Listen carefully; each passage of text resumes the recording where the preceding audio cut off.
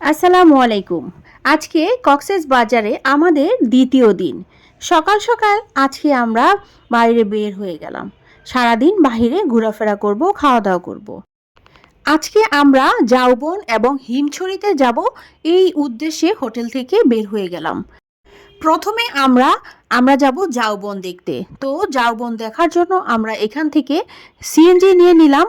প্রতি সিএনজি আমাদের ৩০০ টাকা করে ভাড়া নিল আমাদের হোটেল থেকে। তো আমরা যেহেতু কলাতলি সি বিচে আছি, তো এখান থেকে ঝাউবন যেতে তো আমরা ভাড়া নিয়ে নিয়েছি। এখন আমরা রওনা দিলাম হিমছড়ি এবং ঝাউবন দেখার উদ্দেশ্যে।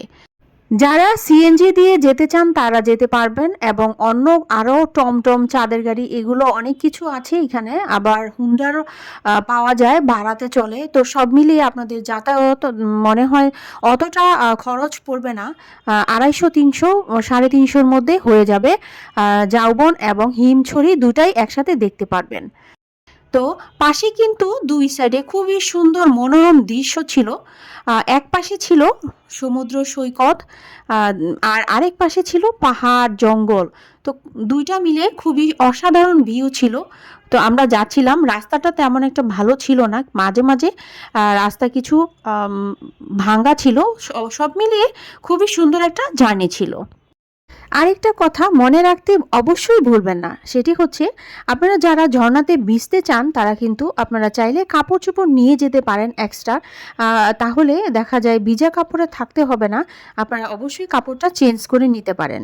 যেহেতু হিমছড়িতে ঝর্ণা দেখতে গেলে অনেকেই ভিজে, তো সেখানে কিন্তু আপনার ধরেন কাপড় চোপড় চেঞ্জ করার মতো পর্যাপ্ত পরিমাণে জায়গা থাকে।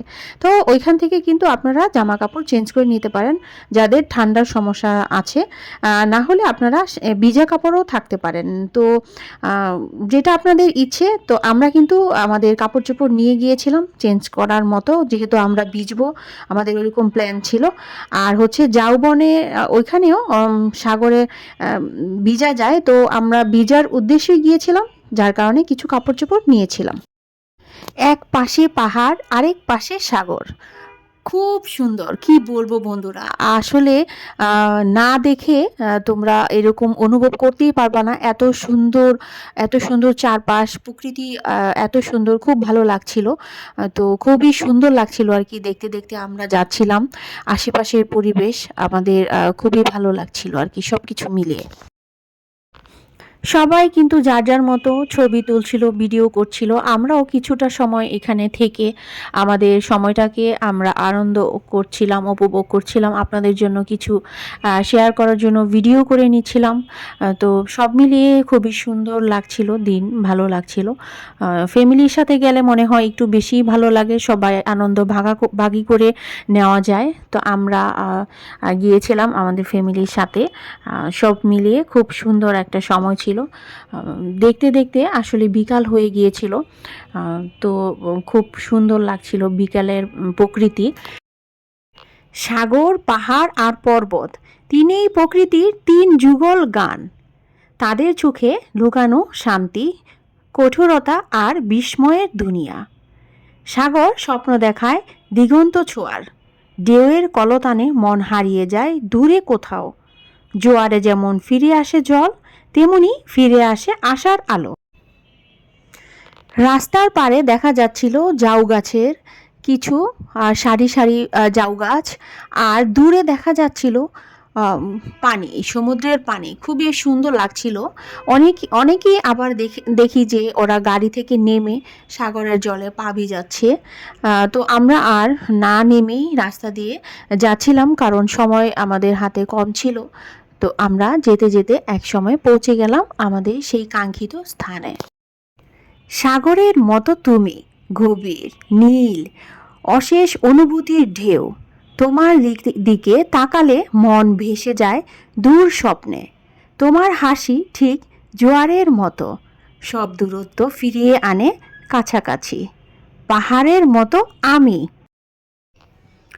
ঝড় এলেও, দূরত্ব বাড়লে স্থির থেকে তোমাকে অপেক্ষা করি, ঠিক যেমন পাহাড় প্রতিদিন সাগরকে দেখে।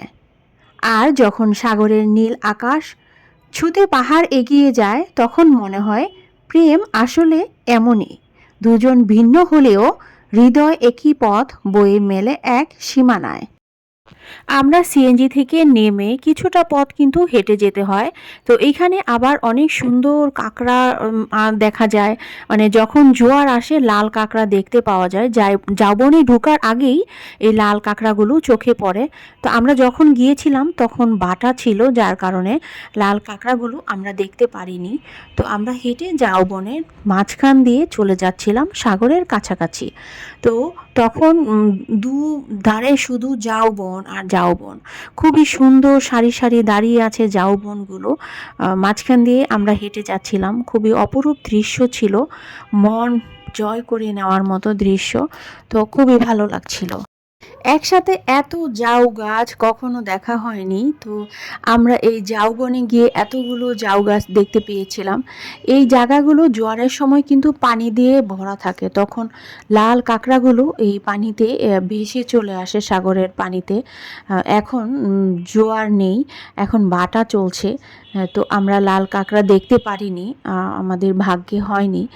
তো আমরা অনেকক্ষণ ছিলাম আশেপাশে, এলাকাগুলো দেখেছি। বিশাল বড় ঝাউবন, ঝাউ গাছগুলো একদম সোজা হয়ে আকাশের দিকে দাঁড়িয়ে আছে। আর পাশেই হচ্ছে পাহাড়, একদম আকাশ ছোঁয়া পাহাড়। এক পাশে সাগর, আরেক পাশে পাহাড়, মানে সব মিলিয়ে কি বলবো, অপূর্ব, খুবই অপূর্ব লাগছিল প্রকৃতি। হাজার হাজার মানুষ ছিল, সবাই এখানে দাঁড়িয়ে ভিডিও করছিল। খুব সুন্দর।